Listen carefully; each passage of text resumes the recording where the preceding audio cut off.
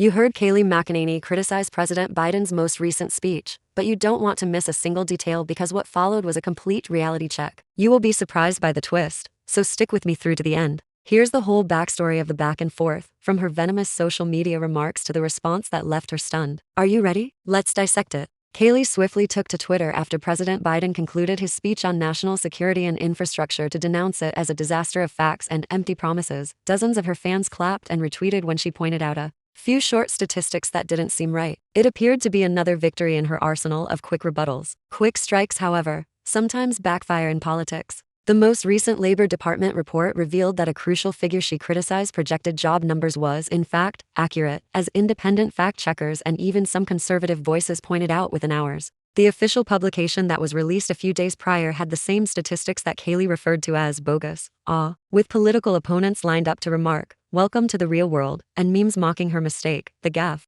went viral on social media. Kayleigh had to decide whether to own up or double down. In the days that followed, instead of denouncing the critics as fake fact-checkers, as many had anticipated, she did something unusual. She admitted her error. She apologized for the mistake and promised to look more closely at the data the next time, saying, "I stand corrected," in a brief video post. Everyone was taken aback by her moment of humility, which revealed a side of her that is rarely seen. The reality check, however, didn't end there. Journalists learned that a revised government letter published a week prior had gone unnoticed by Kayleigh's research team. Her team apparently obtained an outdated draft of the report without verifying the final figures because it was first delayed. She acknowledged her mistake, stating that rather than reading the entire text, she had depended on an intern synopsis. That lesson? Regardless of how intelligent you believe your team is, always start at the source. There was a mixed response. From the public, supporters commended her honesty, while detractors claimed it was too little, too late. Her approval rating among her core supporters even slightly increased, according to the Greenspoon polling site. Obviously, they valued her sincerity. Her opponents countered that the blunder revealed a tendency to criticize without fully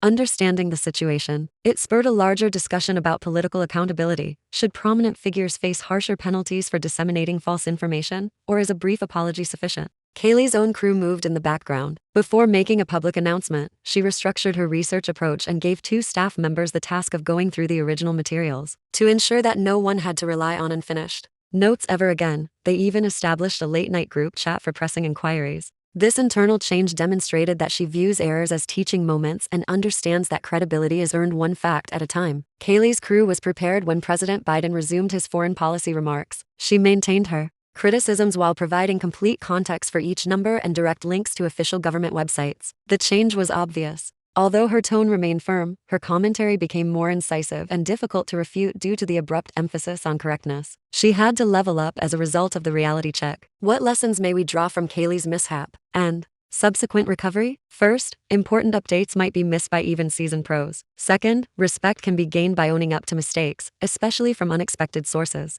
Third, in the fast-paced world of political argument, it is essential to prepare for every possible aspect, even down to the final footnote. Please hit like and leave a comment if this article altered your perspective on fast-paced political speech. Remember to ring the bell and subscribe so you don't miss another actual political moment. I appreciate your patience, and I hope to see you in the future video.